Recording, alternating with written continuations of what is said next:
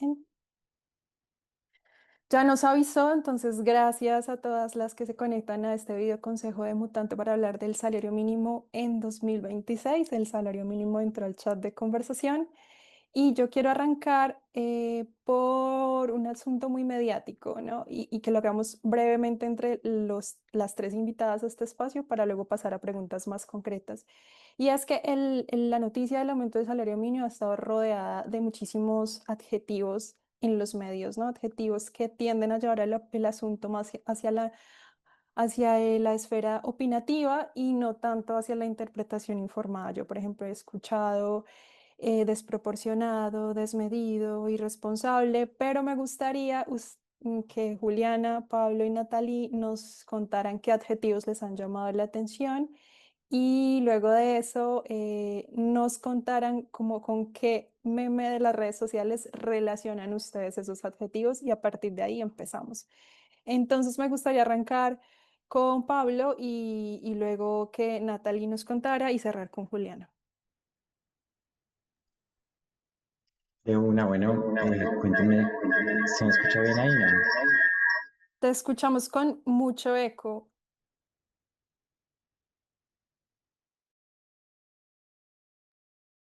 Vale, Pablo va a arreglar este detalle técnico con su audio, entonces creo que podemos empezar con Natalie y luego darle paso a Pablo.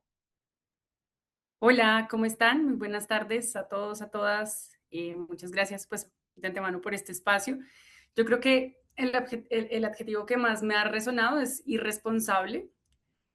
Yo creo que esa palabra la utilizan por lo general mucho como los discursos tradicionales para, perdón, que estoy saliendo de una gripa, pues como para descalificar como los intentos como de redistribución, digamos, que se hacen en general. Y pues yo creo que la irresponsabilidad realmente, perdón, se traduce como la responsabilidad real que tiene el gobierno de cumplir la Constitución y nos demuestra pues que existe una sola visión del mercado laboral, una sola forma de pensar, que hay solamente una manera de cumplir las políticas laborales en el país, una sola forma de analizar incluso los procesos sociales en el país. Entonces me iría como con eso. Vale, pues vamos con Pablo, si ya arreglaste el detalle del audio. Sí, yo creo que sí, ahora sí, cuéntame si se me escucha bien. Súper bien, te escuchamos. Perfecto.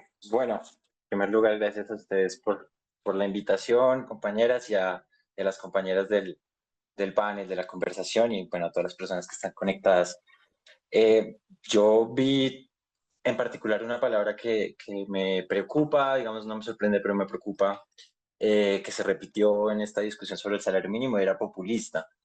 Y creo que sobre esa palabra en particular uno puede iniciar una discusión muy en la línea en la que Natalie lo acaba de decir, y es hasta qué punto una decisión en favor de los intereses populares, por lo menos como se plantea, podemos después discutir si en todos los escenarios va a ser favorable a los intereses populares, pero hasta qué punto una decisión en favor de los intereses populares en un gobierno democrático puede ser descalificada de antemano como populista. Y eso me hace pensar entonces en esta categoría de populismo y su vigencia para descalificar las acciones de un gobierno que ha tratado de tener una política económica heterodoxa en varios sentidos, y cómo de antemano descalifica algo que debería ser básico en nuestro ordenamiento político, que es pues la soberanía popular y precisamente la voluntad de mejorar las condiciones de vida del pueblo como un compromiso del Estado Social de Derecho. Entonces esa es una palabra que me, pues no me sorprende, pero me llama mucho la atención.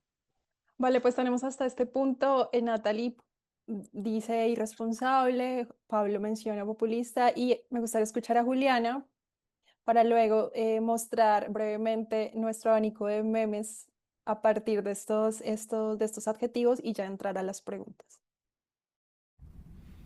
Bueno, muchísimas gracias. Me sumo a los agradecimientos. Un especial saludo a todas y todos los que se conectan. Y bueno, celebro este tipo de espacios que creo que son muy importantes. Concretamente el diálogo abierto, argumentado, em, transparente y pues muy respetuoso, creo que siempre es de celebrar. Bueno, digamos que en este punto yo voy a tener tal vez un papel un poco contrario al que ya tienen los dos anteriores panelistas. Yo creo que el meme o la palabra que más escuché también este es un salario mínimo, y quisiera comenzar diciendo realmente el mínimo en este caso no es un mínimo, sino que es un tope. El mínimo lo terminan recibiendo un grupo muy reducido de personas. Entonces creo que el salario mínimo en este caso particular en Colombia no está cumpliendo la función que esperaríamos de distribuir ingresos. Entonces creo que comenzaría motivando mi posición desde ese punto. Buenísimo porque a los adjetivos irresponsable, populista, tú me agregas la palabra tope, ya encaminándonos un poco hacia la primera pregunta. Y Nicolás Valdieson en el chat dice otras palabras, otros adjetivos: riesgoso, atrevido, justo y pendiente. Voy a compartir pantalla un momento para que veamos rápidamente en 2, 3 minuticos la cadena de memes y que cada uno pueda hacer un comentario muy breve sobre uno solo de sus memes. Entonces, yo soy un poco lenta compartiendo pantalla, pero ya hoy ténganme un poquito de paciencia.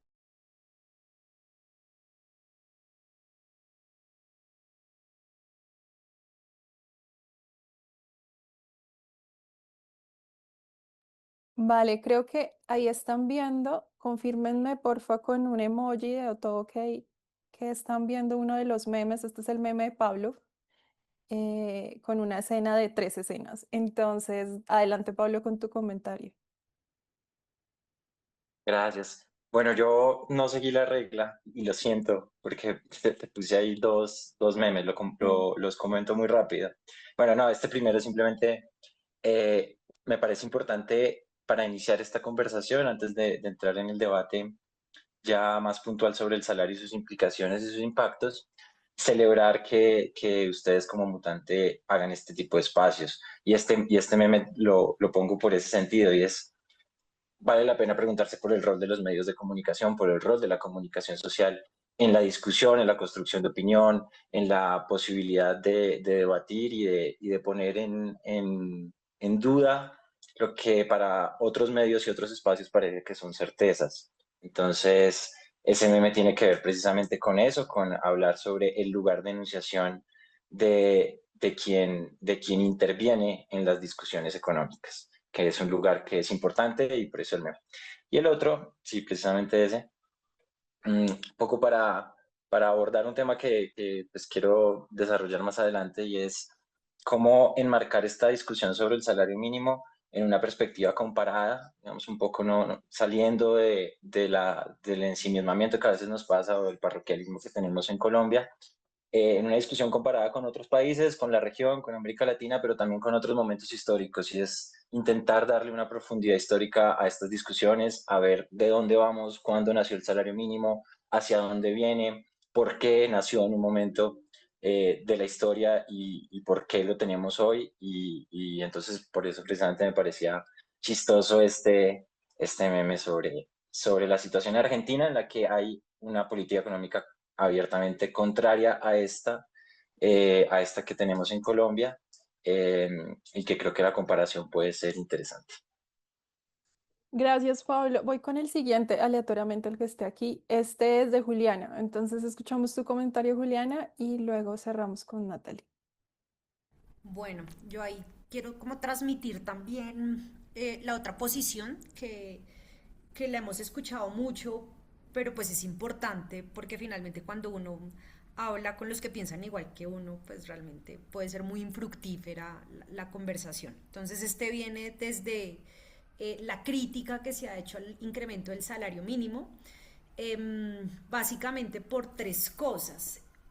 Varios consideran, incluido pues muchos miembros o varios miembros del Observatorio Laboral de la Universidad Javeriana, que el incremento del salario mínimo no necesariamente se va a traducir en mejores ingresos de los trabajadores, sino que va a tener un impacto en otras variables del mercado laboral que nos toca estar monitoreando, Una de ellas son los precios en bienes y servicios en cuya producción participan trabajadores que ganan el salario mínimo o sectores que son intensivos en mano de obra que se remunera sobre el salario mínimo legal mensual vigente. Entonces, este meme básicamente lo que quiere decir es, pues tal vez lo que creamos que es una ganancia no necesariamente va a ser así. Entonces, eso es básicamente lo que quería decir, transmitir algo también de pregunta y darnos la oportunidad de pensar desde el otro lado o desde otras posiciones si eso que suena tan lindo realmente lo es. Buenísimo, gracias Juliana, porque además este meme ya tácitamente nos obliga a tocar algunas variables que aparecen mucho en las discusiones sobre el salario mínimo, discusiones de mesa de tienda o de mesa de familia, y es la inflación, ¿no? Entonces ahí hablamos de los precios, de los huevos, de la leche, pero también meten el arriendo, pero las personas que están interesadas en vivienda ya tienen un crédito, entonces cómo se me sube o no la vivienda de interés social que estoy pagando, en fin, son muchas cosas que no son obvias, pues que no pueden ser como ignoradas, ni tampoco deben ser dadas como por obvias, hay que traerlas a la mesa y bueno, este meme lo hace muy bien, me parece a mí. Te doy paso a Juliana, creo que este es tu meme, digo Natalie, este es un meme, entonces adelante te escuchamos. No, este realmente es como esa reflexión, digamos que también se suscita en algunos gremios, ¿no? Como, es como Skinner preguntándose, bueno, no sé si las personas que están acá vieron Los Simpsons. Yo soy así como generación Simpsons, entonces pensé mucho como en esa postura de, ¿será que de verdad vale la pena intentar o lo que deberíamos hacer también como empresas y como el compromiso también social alrededor de mejorar esas condiciones de vida de las personas, pues a través, digamos, una parte, a través del salario mínimo? No, mejor no. El problema es que la gente no está trabajando lo suficiente, ¿no? Entonces es como un poco para ejemplificar esa, si se quiere, dicotomía o esas disyuntivas alrededor de esas preguntas que nos podemos hacer desde distintos lugares sobre la pertinencia también, pues de generar estos incrementos y pues estas noticias lindas, usando las palabras de Juliana para hablar de este tema.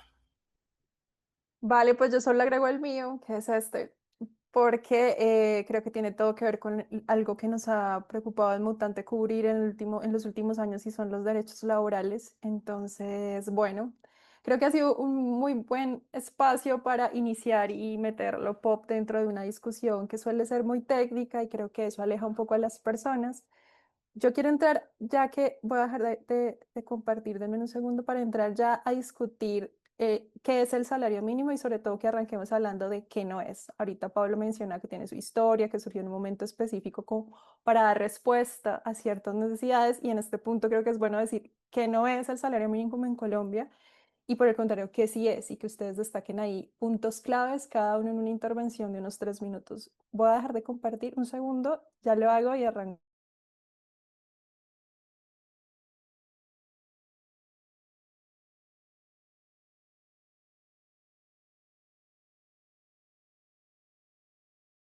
Vale, pues entonces en esta sí quiero ser un poco más menos estricta con los turnos. Entonces arranque el que quiera arrancar hablando de qué no es el salario mínimo y luego qué sí es en sus 3 o 2 asuntos claves desde la mirada de cada uno.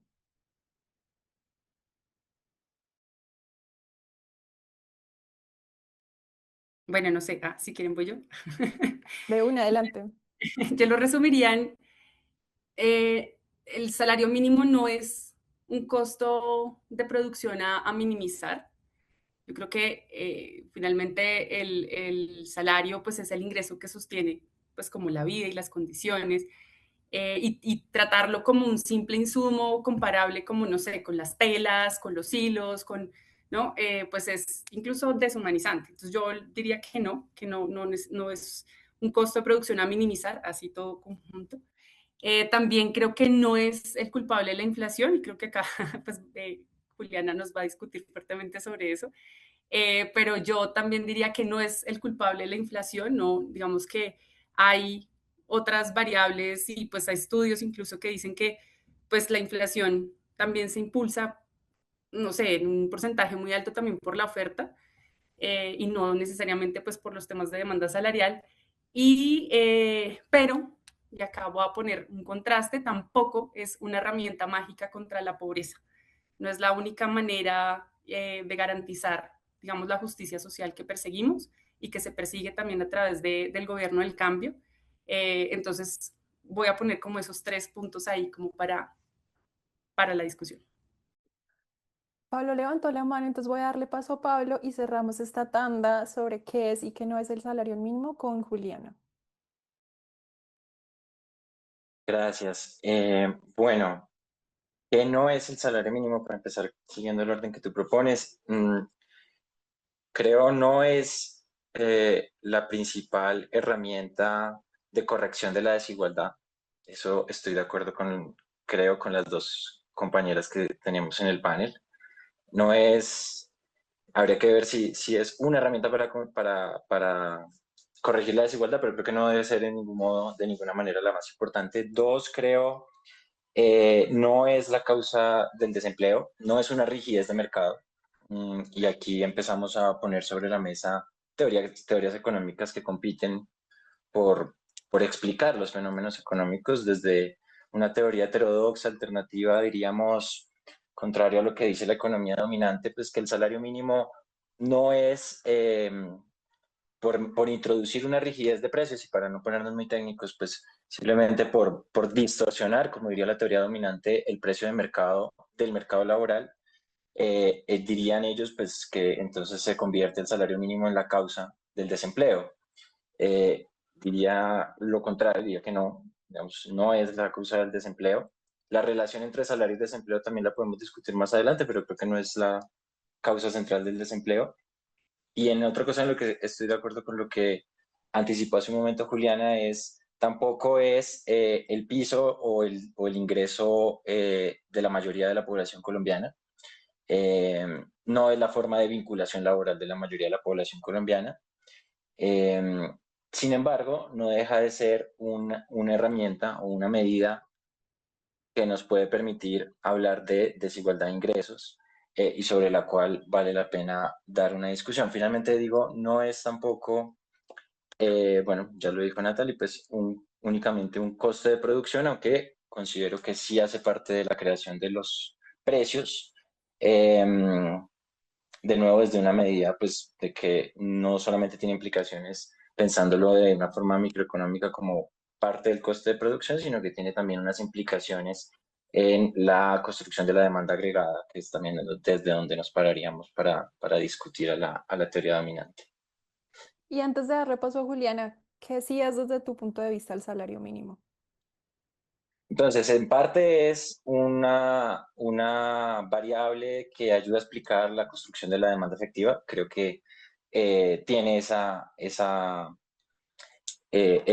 connotación. Sin embargo, ahí sí estoy de acuerdo, hay que mirar con detalle sector por sector si el salario tiene mayor importancia en la construcción de la demanda efectiva o si en sectores intensivos en trabajo se vuelve o habría que reconocer allí la mayor relevancia de ser un coste de producción. Entonces creo que es y no es, y ahí sí como dicen los economistas, depende del punto donde uno lo esté mirando.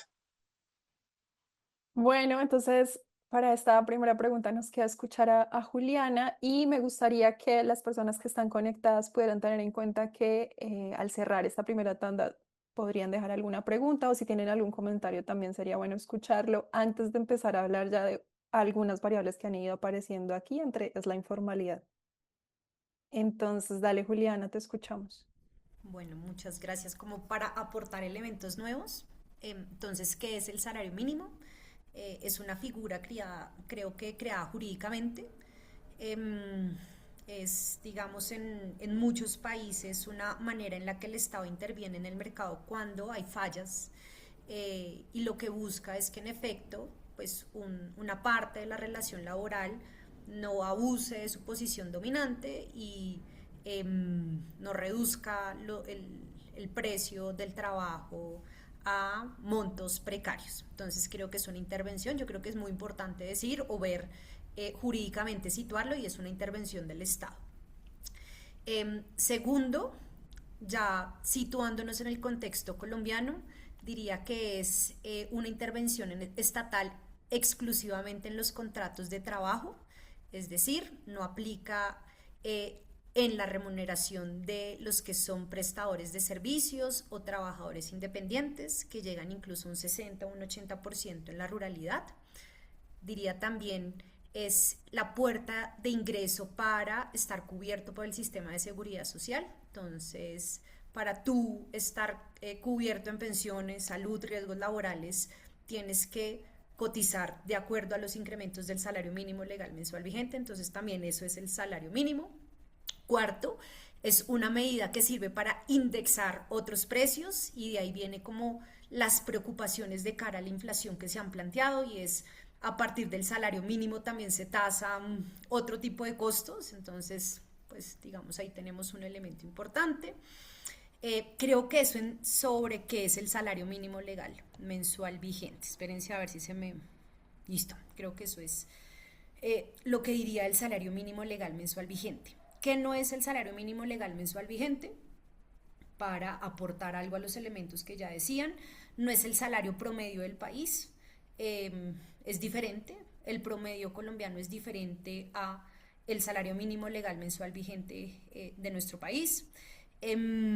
No es parte del costo laboral, pero no es totalmente el costo laboral.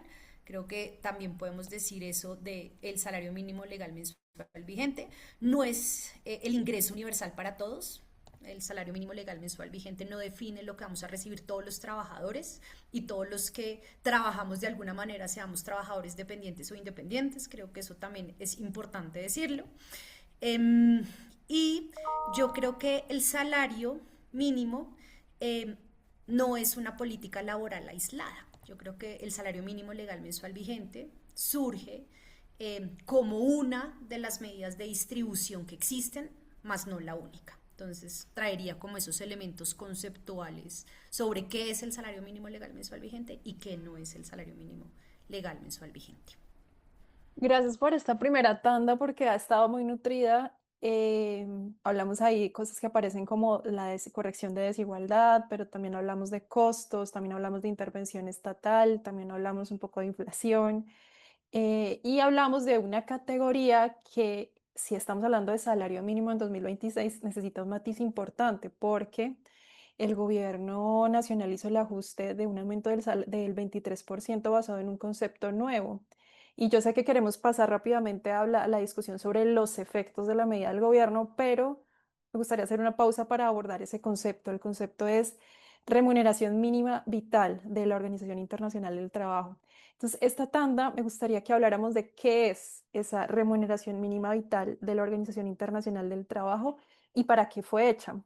Entonces, voy a arrancar a la inversa. Arrancamos por Juliana y luego vamos con Natalie y luego Pablo. Bueno, varias como cosas sobre el salario mínimo vital. Yo creo que es algo que hemos reiterado como mucho, y es este concepto no solo inventó la OIT. Este concepto viene existiendo desde la Constitución Política de 1991 y ha sido muy ricamente enriquecido tanto por la Corte Constitucional como por la Corte Suprema de Justicia. Particularmente la Corte Constitucional tiene unas líneas jurisprudenciales muy interesantes, muy ricas, argumentativamente hablando, y con impacto sobre lo que es el salario mínimo vital y móvil, que es como lo define la Corte Constitucional. Entonces yo creo que no es un concepto nuevo, que no es un trasplante internacional jurídico, sino que ya se ha tejido desde el corazón y las vértebras de nuestro sistema jurídico, enriquecido por debates judiciales de décadas. Entonces creo que eso es importante decirlo. Lo segundo, es un parámetro no obligatorio. La OIT puede funcionar y funciona como un órgano consultivo para tomar decisiones que impactan el mercado laboral. En este caso, la ley que regula las variables y los elementos que se tienen que tener en cuenta para la fijación del salario mínimo legal mensual vigente no establecen que los conceptos de la Organización Internacional del Trabajo sean vinculantes. Entonces creo que un segundo punto es, pues junto al primero, no es algo nuevo, es un parámetro internacional, pero es un parámetro.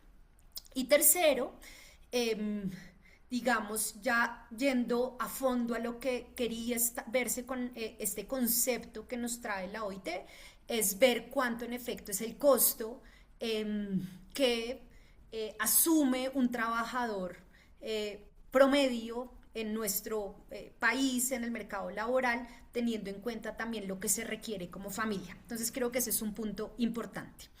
Y digamos, cuarto punto, yo creo que pues nuevamente insistiría en eso, es un parámetro adicional que puede o no considerarse, junto a los que sí obligatoriamente tiene que considerar el gobierno, al momento de establecer cuando fracasa la negociación frente al salario mínimo legal mensual vigente y tiene que fijarlo por decreto como lo establece la legislación y la constitución política. Entonces diría esos 4 puntos sobre esta pregunta que nos hiciste. Vale, vamos con Natalie y Pablo y luego leo algunos de los comentarios que han dejado que tienen relación con este concepto. Listo.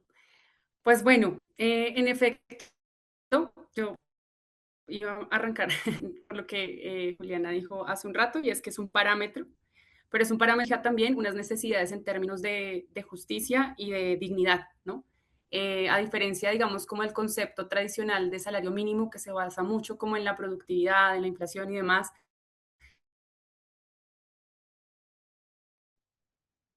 Creo que, La remuneración mínima vital o el salario mínimo.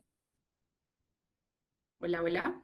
hola, te ¿Me estamos escuchas? perdiendo, Natalie, un poco, pero parece que ya volviste, ¿Ya? ya te Creo veo que ya más volví. fluida. Sí, Todo es culpa de Claro, que ha estado un poco complejo aquí en la casa. Bueno, yo no sé hasta dónde se escuchó, pero estabas digamos, hablando como de la justicia. Te escuchamos muy poco realmente de lo que estabas empezando a decir. entonces voy a volver a empezar. Bueno, entonces realmente sí, en efecto es un parámetro, pero es un parámetro que también invita como a adoptar elementos, digamos, que promueven esta justicia social, pero que además promueven la dignificación del trabajo y la vida digna, digamos, una vida digna que está también amparada como en varias sentencias de la Corte y por supuesto también en la Constitución, ¿no? La Constitución establece que pues el Estatuto del Trabajo tiene que garantizar una remuneración mínima, vital, móvil, proporcional a la cantidad y a la calidad pues del trabajo.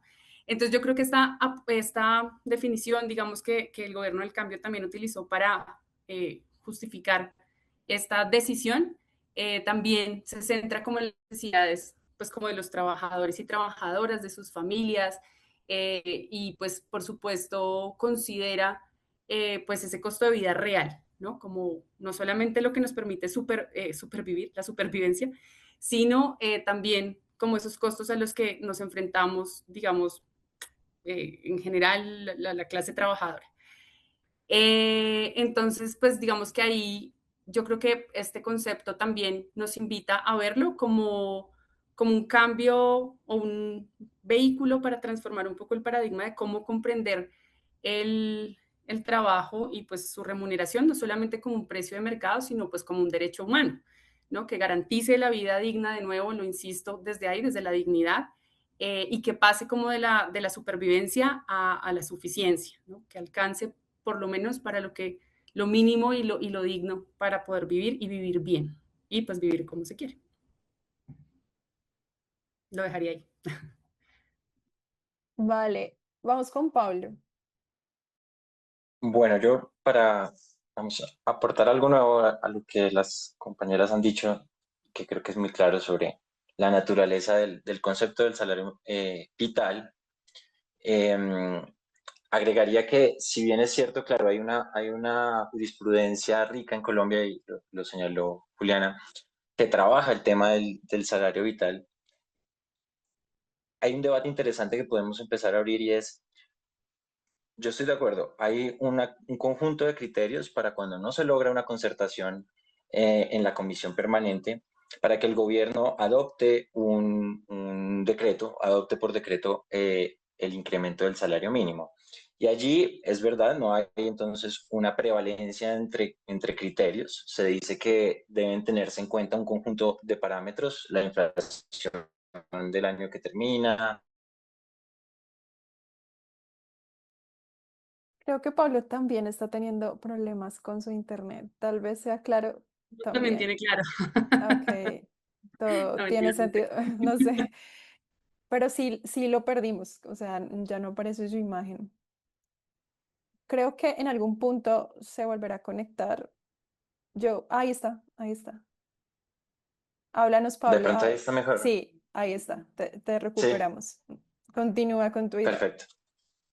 No, decía que es cierto, estoy de acuerdo que la jurisprudencia pone un conjunto de factores a tener en cuenta por parte del gobierno cuando tenga que tomar por decreto la decisión del incremento del salario mínimo.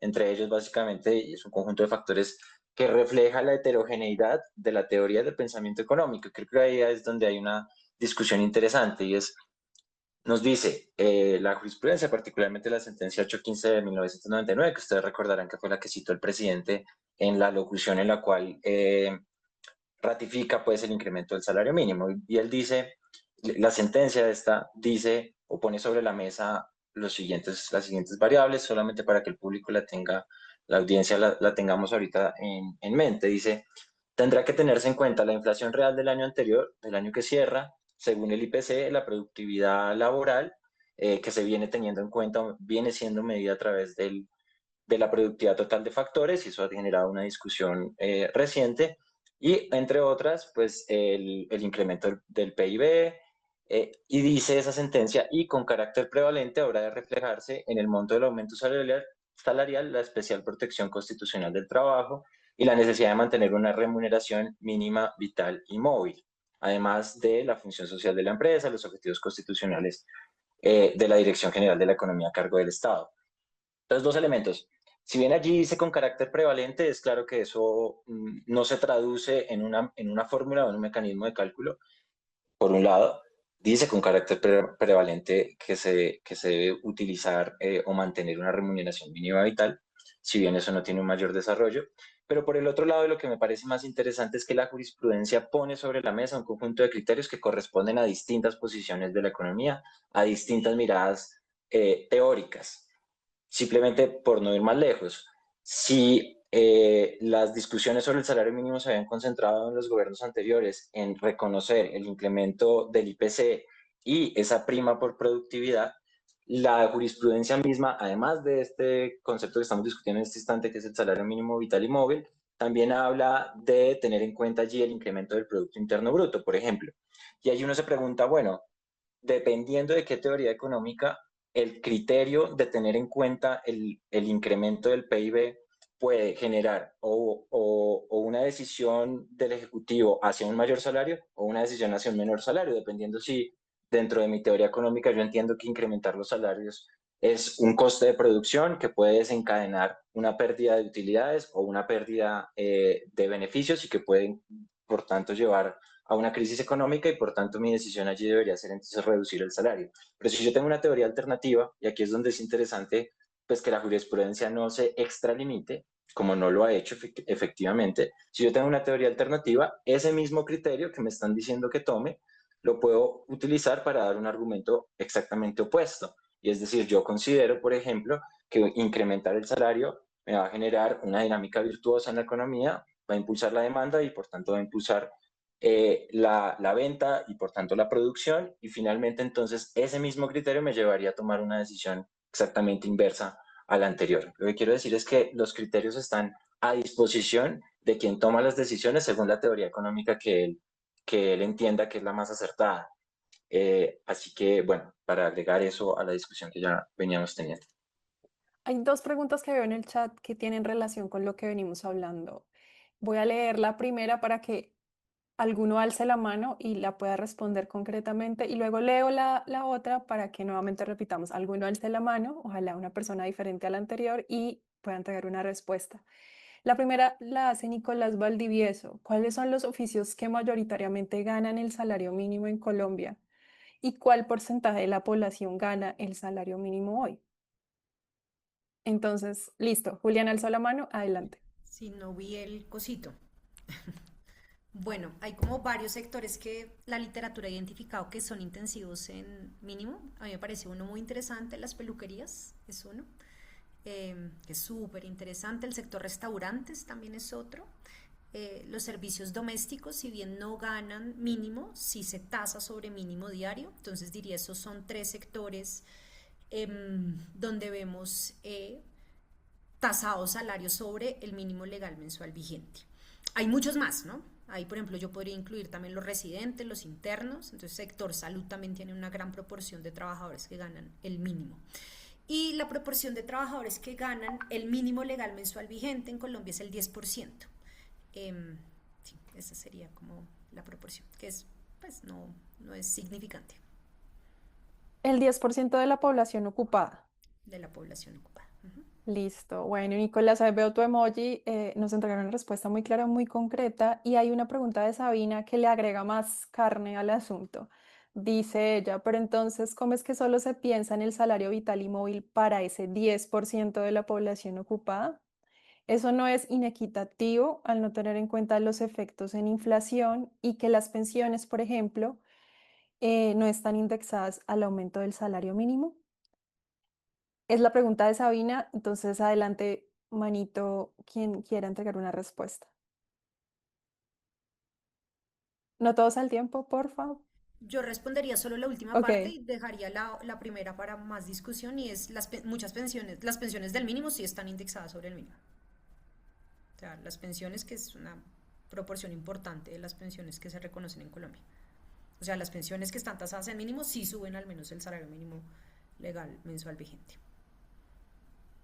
vale, esa para la segunda parte de la pregunta y queda Natalie o Pablo para que nos ayuden a responder la primera parte.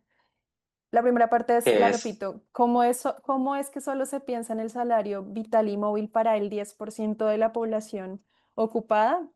Y pues ella agrega un poco como que si no es inequitativo hacerlo así. bueno, ¿Vas a responder? Dale. 10 o 17 es, no sé si quieres, dale Natalie, perdón, no vi. Bueno, digo rápido, 10 o 17% de la medición puede variar sobre el porcentaje de trabajadores que ganan el salario mínimo, de una deja de ser baja, y entonces la pregunta está al lugar, y precisamente pues no es inequitativo. Aquí entramos creo que al corazón del debate, y es cuál es el impacto del incremento del salario mínimo eh, del 23% que propuso el gobierno en diciembre. Si ese impacto es negativo para el conjunto de la población trabajadora, incluyendo la población en informalidad y la población que no gana el salario mínimo, entonces diríamos que tendríamos efectivamente un efecto adverso y una inequidad. ¿Cómo podríamos medir que sea negativo el impacto del salario mínimo sobre el conjunto de la población trabajadora y no solamente sobre ese porcentaje que es minoritario que devenga el salario mínimo?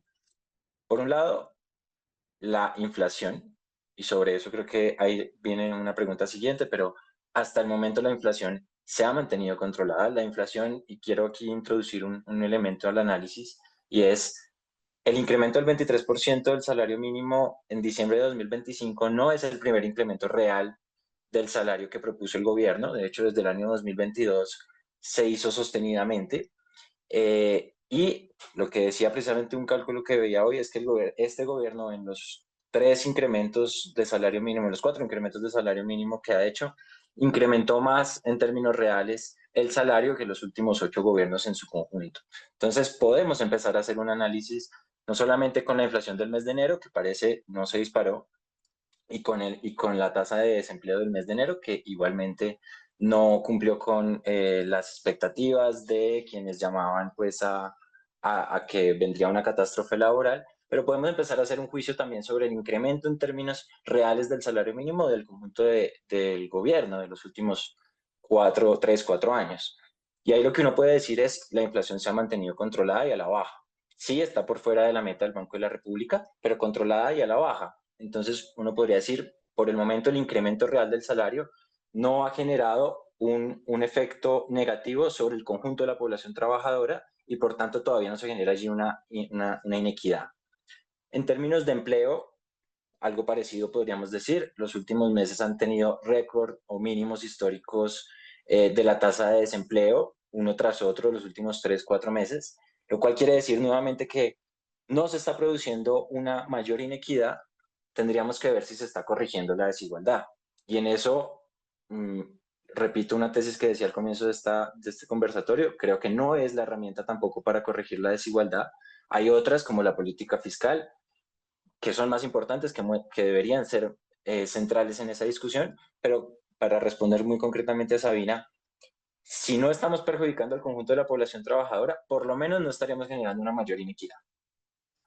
Hay que ver si esta herramienta, el salario mínimo, es la indicada para corregir la desigualdad, pero yo diría que por lo menos en términos de inflación y desempleo, no se está perjudicando el conjunto de la población trabajadora. Y otro tanto podríamos hablar de la informalidad, que en los últimos 3 años, de nuevo, ha estado estancada, es cierto, pero a la baja. Entonces, creo no se está generando una catástrofe laboral. Vale, Juliana tiene la mano arriba, pero yo antes aprovecho para, justo preparando el video consejo, me encontré un gráfico que habla de cuál ha sido el aumento del salario mínimo en los últimos como 7 años. Tú lo mencionas, lo traes a la mesa, Pablo, entonces voy a compartir pantalla brevemente para que veamos la gráfica que es del diario La República. Luego les hago una pequeña cuña, ya que mencionaste política fiscal como otro de los elementos que debería estar más presente cuando hablamos de salario mínimo. Y bueno, finalmente le doy paso a Juliana. Entonces, lo que les quiero compartir, a ver dónde está, es este gráfico. Me avisan si lo están viendo. No sé si lo están viendo. ¿Sí lo están viendo? No, acá todavía no. A ver, esperen. Ahora sí, ahora sí. Ahora sí. Bueno, es una infografía que muestra el salario mínimo en sus aumentos desde antes de la pandemia, creo que 2018, déjenme, yo muevo una cosita que no me deja ver. Bueno, más o menos 2018 y nos muestra el aumento hasta 2026. Efectivamente, el salto más grande se da en los últimos 3 años, según la gráfica, pero bueno, eso tiene sus matices. Aquí vemos básicamente el aumento del salario mínimo de los dos últimos gobiernos, gobierno Duque y gobierno Petro. Solo como para tener mirada gráfica de lo que Pablo nos compartía hace un momento. Y bueno, voy a dejar de compartir un segundo para que hacerles la cuña, y es como hablamos, ahorita Pablo mencionó que no es el salario mínimo el instrumento ideal ni el único necesario para corregir la desigualdad que en Colombia pues es muy alta. Y hablaba de la política fiscal y quiero recomendarles que entren a nuestro canal de YouTube, el canal de YouTube de Mutante, para que vean otro video consejo donde hablamos mucho de impuestos y política fiscal y hubo grandes intervenciones sobre cómo puede efectivamente corregir la desigualdad. El video consejo, el video consejo se llama Impuestos. Bueno, en este momento se me va el nombre, pero se los voy a compartir por el chat. Igual lo encuentran rápidamente entrando al canal de YouTube de Mutante. Y bueno, ya sí le doy paso a Juliana para que nos ayude a responder la pregunta de Sabina acerca de ese salario móvil solo para el 10% de la población y si llega o no a ser inequitativo. Bueno, como bajo ahorita, bueno, ahorita bajo, me concentro en bajar la manito. Yo creo que me parece interesante lo que decía Pablo de la inflación. Yo creo que muchos economistas, como Pablo dice, ortodoxos, dijeron los últimos meses la inflación no va a ser la variable que rápidamente capture o incluso no va a capturar el impacto del salario mínimo legal mensual vigente. Entonces creo que ese punto es interesante y toca mirarlo con mucha cautela. Sin embargo, yo quisiera acotar los impactos que uno diría, pues parece que no afectan la equidad en Colombia. Yo creo que sí podemos tener unos impactos que están afectando la equidad en Colombia. El primero es las tasas de ocupación. Hemos visto que han subido y están en unos niveles que celebran históricamente. Yo agregaría un asterisco para mirarlo con mucho más cuidado y es qué tipo de trabajo se está creando. Muchos de estos les cuento, se están creando en sectores donde participa, donde tenemos un gran actor como empleador, que es el Estado. Entonces, cuando uno va a la gran encuesta integrada de hogares, se da cuenta que la creación de ocupaciones se está concentrando fundamentalmente en administración pública, defensa, salud. Entonces uno dice, bueno, se están creando, son puestos estatales, tal vez no trabajos en empresa privada. Entonces, como un asterisquito es, uno no puede todavía cantar victoria, tenemos que ser un poco más cautos para desagregar los datos.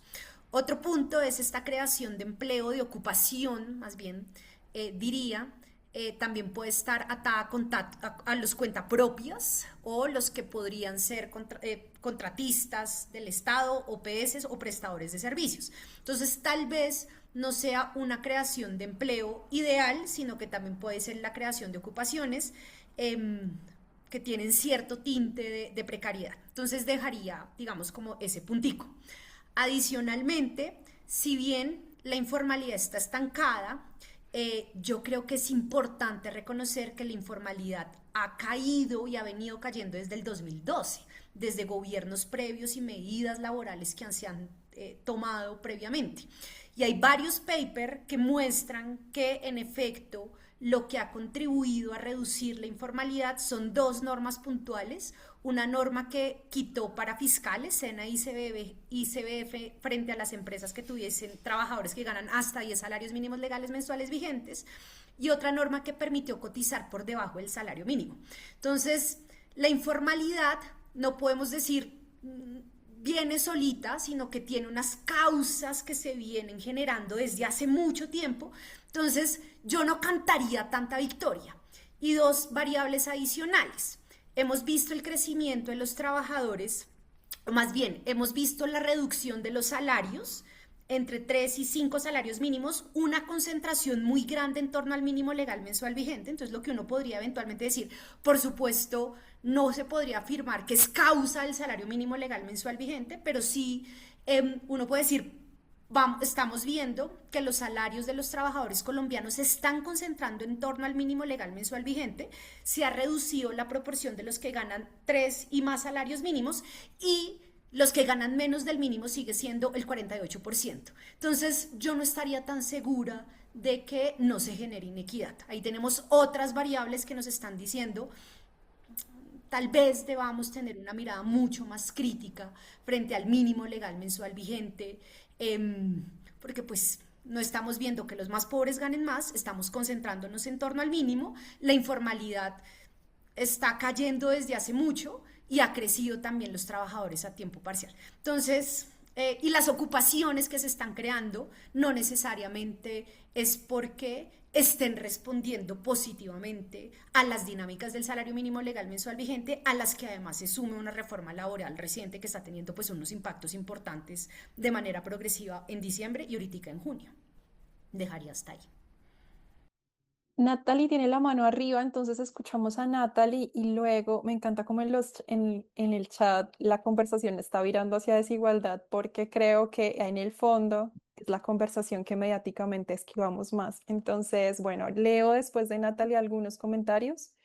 Bueno, realmente Natalie y Pablo alzaron la mano, entonces después de ellos dos leo algunos comentarios y creo que nos toca lastimosamente irle buscando un cierre un tanto precipitado a nuestro videoconsejo, porque ya van siendo las 7 y bueno, me gustaría también respetar el acuerdo que hicimos con los tiempos de cada uno, pero creo que nos podemos extender unos minuticos más.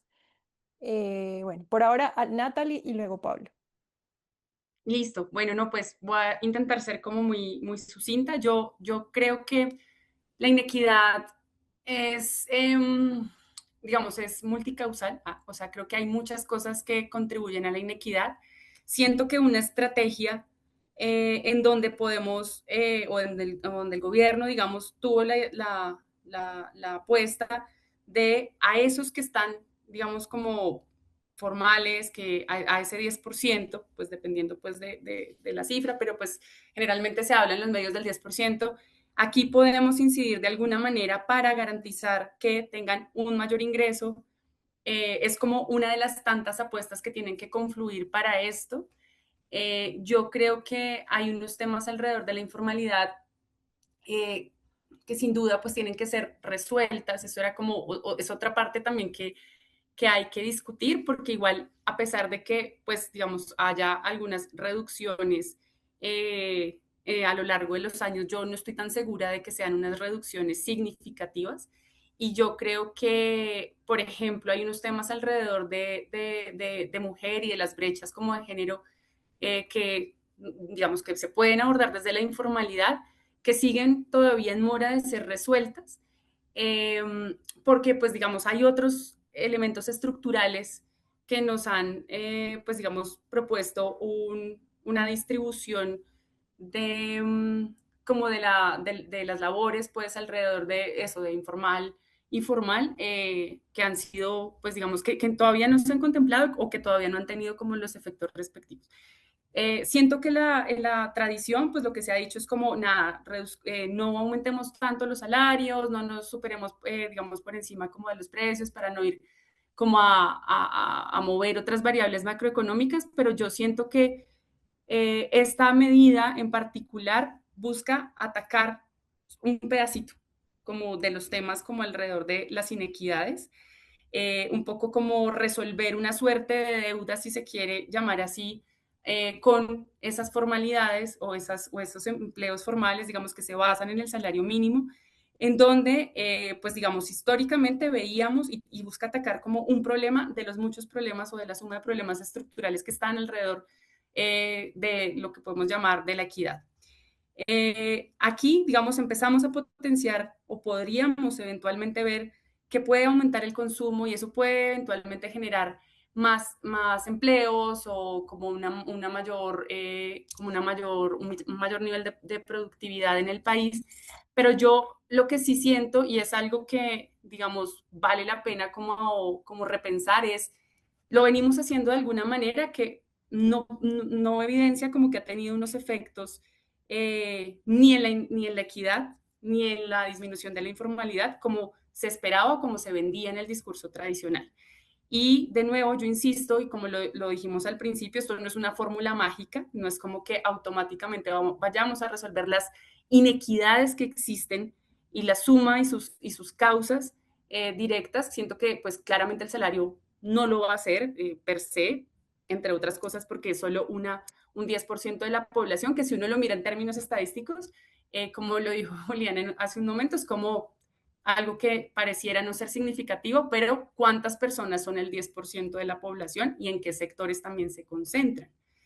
Yo creo que aquí es importante como que no nos quedemos solamente como con la idea de que el salario vital va a resolvernos todos los problemas, eso no va a pasar.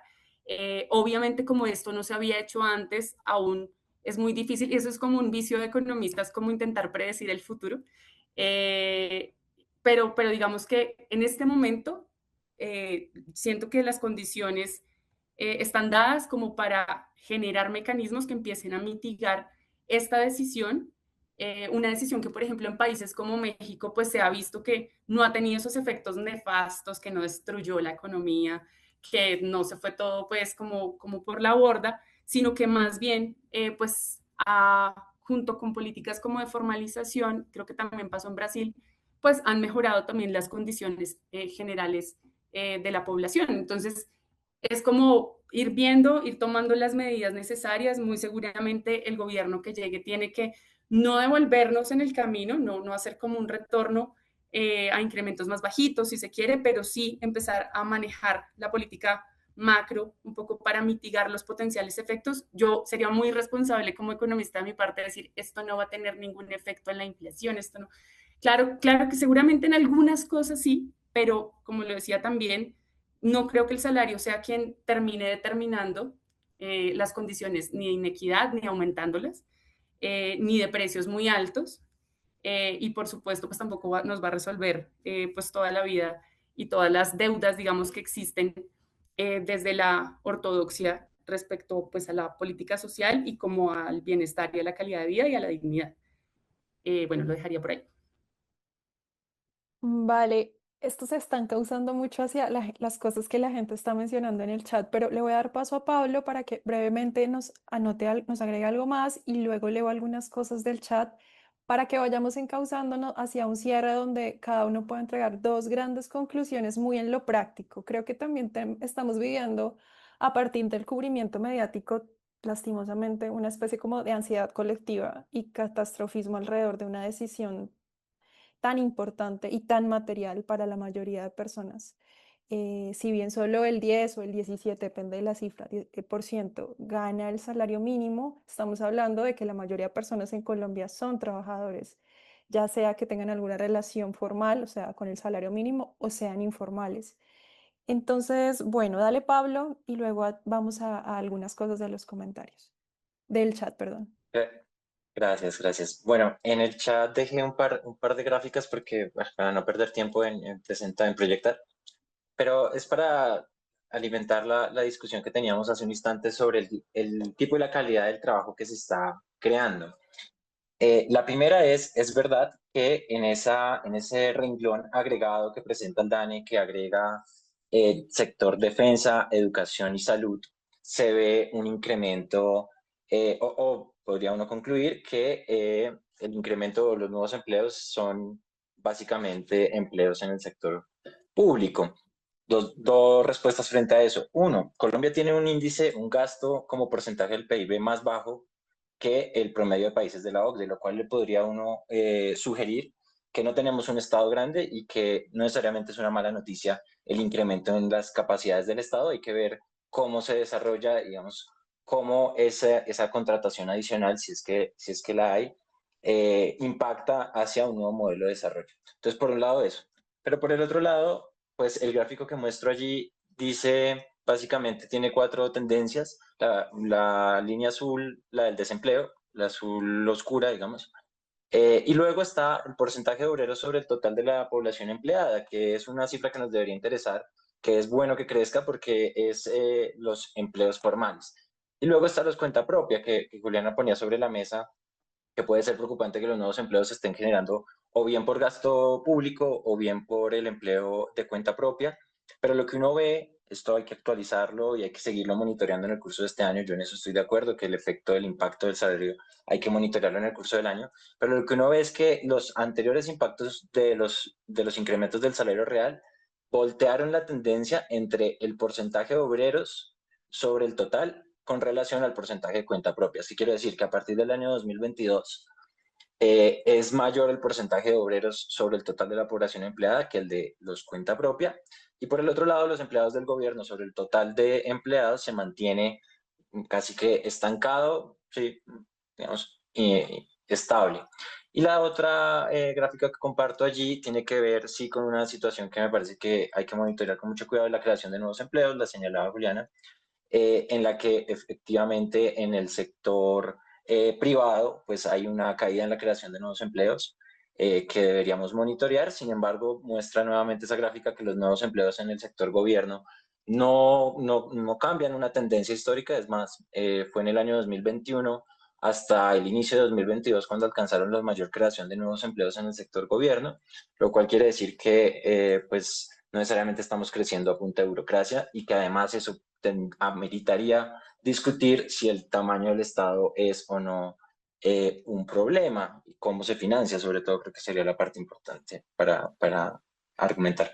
Entonces, bueno, para darle paso a los comentarios en el chat. Gracias, Pablo. La gráfica está en el chat para las personas que de pronto no la lograban ubicar. Y Julián alzó la mano y creo que es para hacer una réplica a lo que comenta Pablo. Entonces le doy paso a Juliana y luego abordamos algunas cositas del chat. Lastimosamente se nos está acabando el tiempo y me gustaría poder escuchar dos grandes conclusiones de este espacio de cada uno de ustedes. Entonces, dale, Juliana. No, y también quiero responder una pregunta que me pareció interesante del chat. De una. Como una réplica no, ni siquiera réplica, porque es coincidencia con lo que dice Pablo, el Estado no crece porque el Estado tiene un gran problema y es que en el Estado tenemos dos tipos de contratos, empleo público y contratistas del Estado. Entonces, empleo público es súper difícil que crezca porque son los empleados de carrera, entonces eso vamos a ver que nunca crece. Lo que a mí me preocupa es que crezcan las actividades estatales y que crezca cuenta propia. Nosotros en los datos no tenemos públicos del DANE que presenta, no tenemos cómo identificar si son prestadores del Estado. La aproximación que uno puede hacer es, son prestadores en sectores en donde participa intensivamente el Estado. Entonces, como hay dos puntos importantes. Una réplica, yo no estoy tan segura que crear empleo de la mano del Estado sea bueno, tampoco diría que es malo, sería muy responsable decirlo. Yo plantearía simplemente una pregunta, un asterisquito, y es, ¿será que eso no es una respuesta coyuntural? No es que no está llamada a perdurar en el tiempo, en cuyo caso sí sería criticable, porque pues simplemente es mientras está el gobernante de turno, mientras le pongo votos, tanto territorial o nacionalmente, en cuyo caso pues sí es muy criticable. Y respondiendo una de las preguntas del chat, pues es muy interesante, y es: ¿el salario está en las lógicas de poder? Por supuesto. El derecho es full lógica de poder, y la muestra más clara es quién negocia: los gremios empresariales y las grandes centrales obreras. Y pues no podemos aislar las discusiones del salario mínimo legal mensual vigente de posiciones políticas, de muchos bandos. Entonces, en el salario mínimo se concentran muchas discusiones en donde se manifiestan dispositivos de poder, o un dispositivo de poder muy claro, lastimosamente, porque le prestamos mucha atención al salario mínimo legal mensual vigente, cuando podríamos estar invirtiendo escenarios, energía en otros mecanismos de distribución un poco más efectivos que el salario mínimo legal mensual vigente. Gracias, Juliana, porque además respondiste la pregunta de Sebastián Flores. No la voy a leer porque ya tú la tomaste. Voy a leer algunos comentarios para que cada uno vaya preparando sus conclusiones, máximo unos 2 minutos. Entonces, por ejemplo, Jessica Guzmán dice: correlación no es causalidad, habría que evaluar si el aumento de la inequidad que señala Juliana se debe efectivamente al aumento del salario mínimo o a otros factores que no responden a esta medida. Mariana Eje dice: es decir, consideran que el salario mínimo no debería seguir aumentándose con este tipo de porcentajes tan altos en el futuro. Eso es una pregunta, de pronto alguno de ustedes puede considerarlo dentro de las conclusiones en los próximos minutos. Sabina, por ejemplo, dice: pero los efectos macro los veremos en las mediciones de cuándo. No sería a los 6 meses para saber efectos, corrigiendo por otros factores. Entonces también Sabina nos hace un llamado como: ok, realmente ha pasado un mes más o menos desde que la medida se hizo efectiva. Estamos todos un poco corriendo en círculos, pero bueno, ¿qué podemos decir frente a 6 meses? En 6 meses, en junio, julio, de pronto, y las personas que tienen contratos laborales, por ende salario mínimo, pueden decir, bueno, que ya me llegó la prima, en estos primeros 6 meses, ¿cuál sería el panorama que podríamos decir ahí?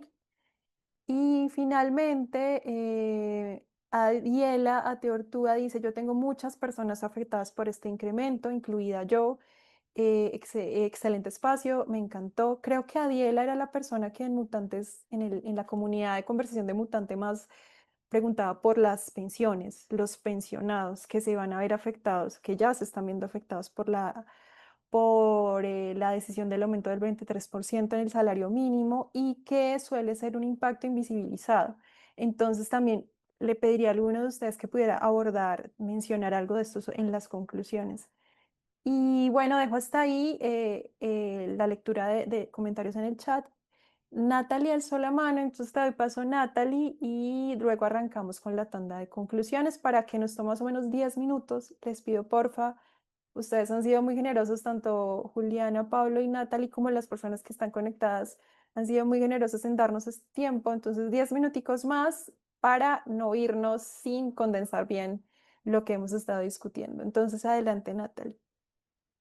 No, ahí esta pregunta que hizo Sebastián y pues que Juliana también abordó, a mí también me parece súper interesante, porque las lógicas discursivas tradicionales, pues es como estamos en un modelo de mercado, entonces esto es un costo, y entonces si reduces costos, entonces aumentas, son como, digamos, como los elementos que han fundamentado también como los discursos. Y resulta que no podemos seguir pensando, y espero que esto sea parte de mis conclusiones, ya lo veremos en ese momento, pero pero algo que nos parecía importante como discutir con algunas personas era, pues estamos en una situación de un mercado imperfecto.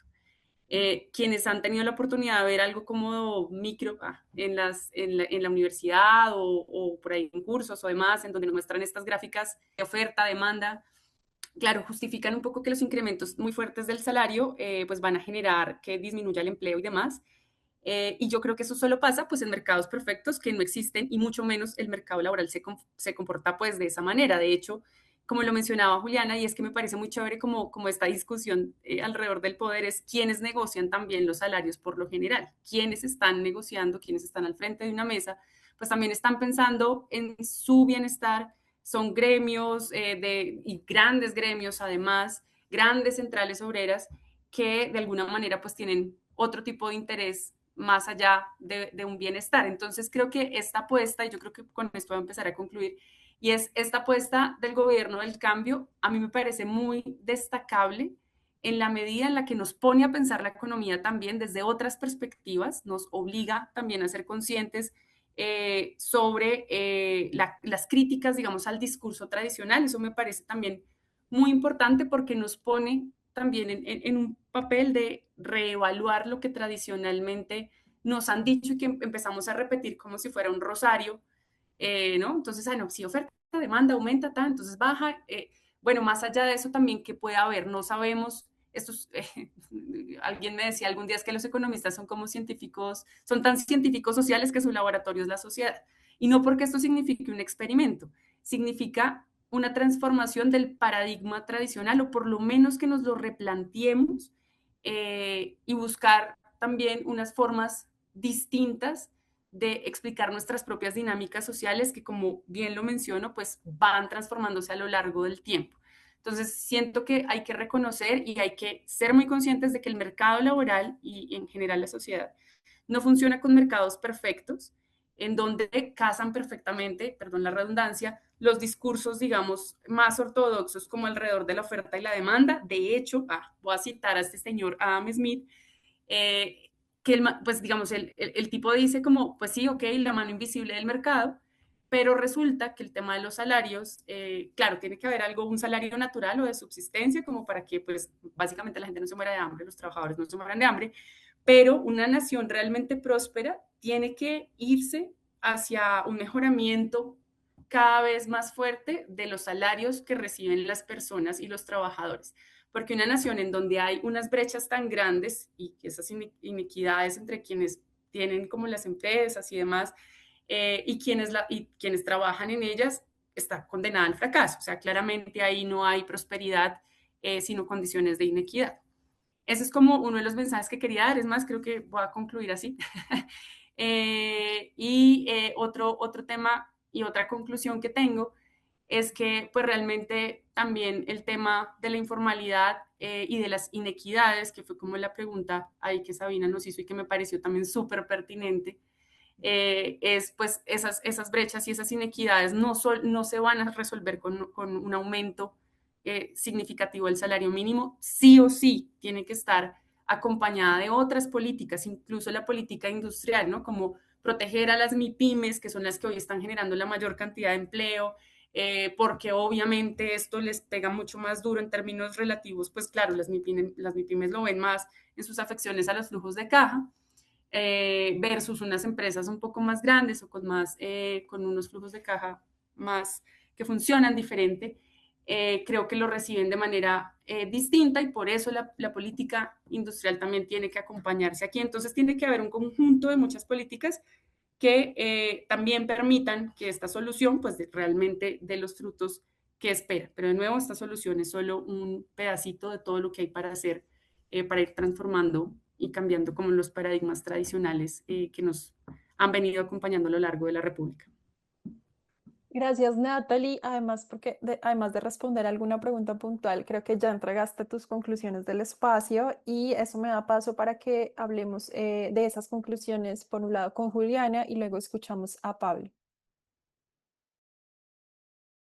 Bueno, yo creo que pues una conclusión es, todavía no sabemos qué va a pasar, estamos viéndolo, yo creo que ese es un punto y es, pues somos una generación muy educada. Yo creo que tenemos muchos años de educación en nuestra espalda, entonces tenemos la capacidad de tener visiones informadas, de visiones complejas.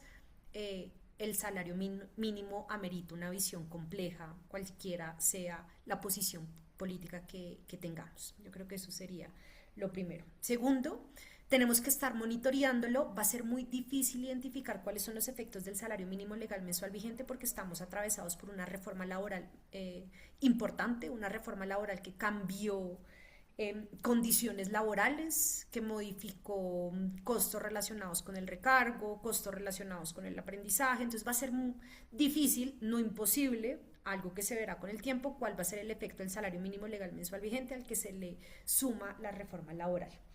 Tercer punto, pensándolo ya globalmente y en términos pues, políticos y dinámicas de gobierno, yo sí creo que se abrió una discusión importante que estaba dentro del dolor de todo Colombia y es la pregunta sobre la desigualdad y la inequidad que tenemos. Hay otras preguntas que también nos han dolido históricamente, como la violencia, pero la inequidad es una que, pues para dicha de muchos, se está discutiendo, y yo creo que esta apertura de la discusión llevó a que los debates se elevaran y se volvieran muy sofisticados nuevamente desde muchas posiciones. Entonces creo que estamos en una oportunidad muy valiosa. Cuarto, sin embargo, yo creo que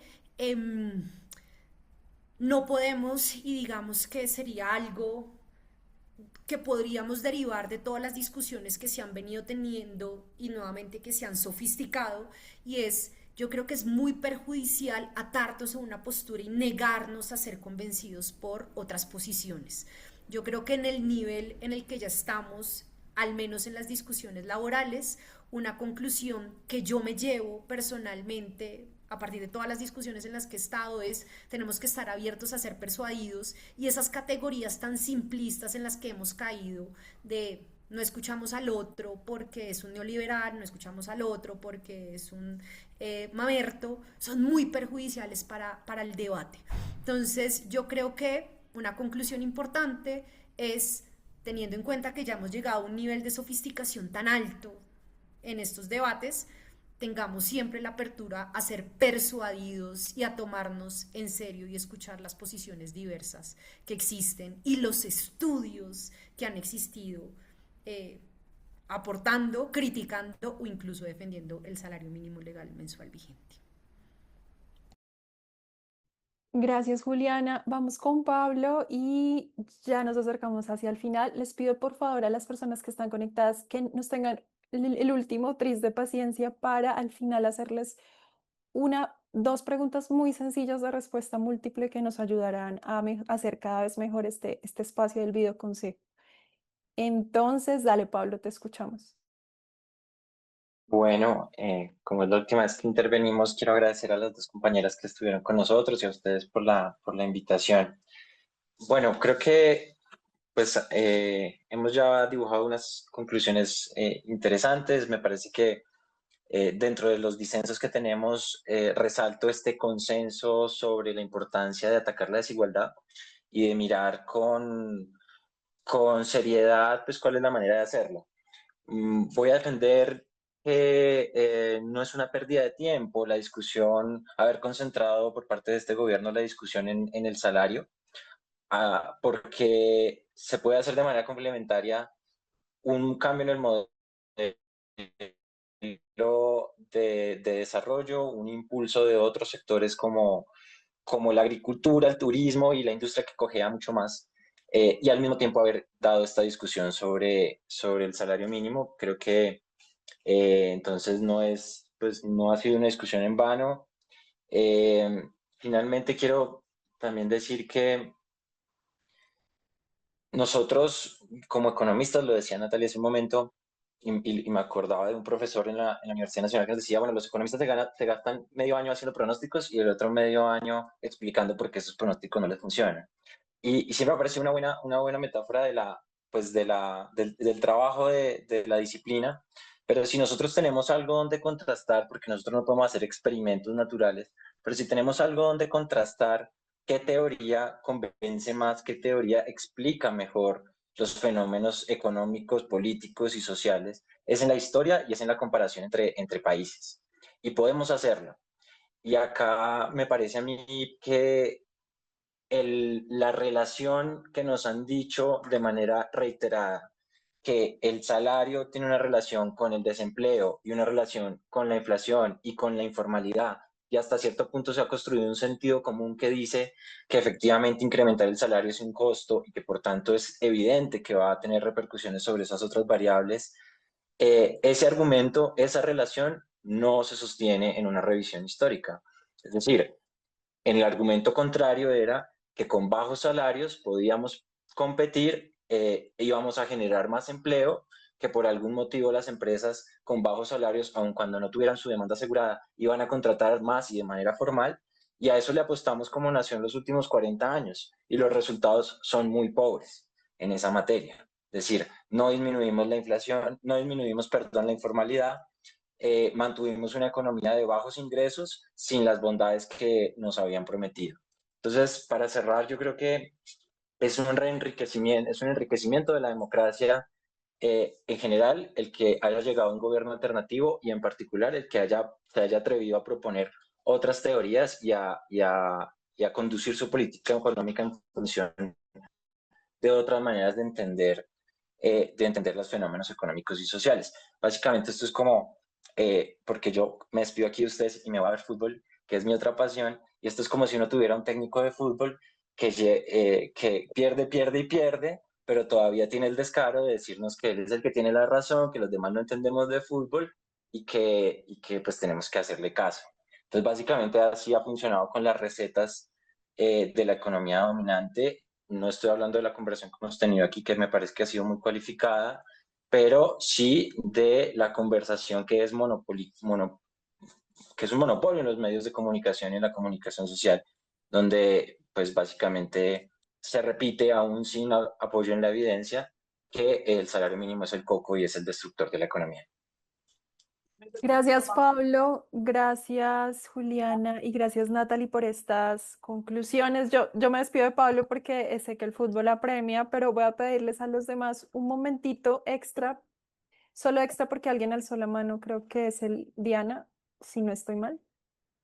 No, Ah, ok, perfecto. Entonces, nada, solo voy a anotar, yo como periodista me llevo varias anotaciones. Primero, que creo que hace falta un espacio para que hablemos así de cualificados sobre informalidad. Entonces me lo llevo para que editorialmente en Mutante podamos discutir y quizás invitar a alguno de ustedes, algunos de ustedes a ese posible, ay, esperen que hay alguien que tiene su micro, listo, ok, a ese futuro videoconsejo sobre informalidad. Y Sabina, por ejemplo, ha sido muy insistente en, por ejemplo, la contratación o el tipo de trabajo que abren las plataformas y la IA. Entonces creo que esa es otra anotación periodística que me llevo de este espacio para buscar respuestas y quizás un espacio igual de cualificado a este. Entonces, gracias por su presencia y su participación significativa en este videoconsejo sobre el salario mínimo. Espero que nos veamos pronto para seguir haciendo abordajes cualificados y complejos desde el periodismo para estos temas que nos importan tanto a las personas trabajadoras.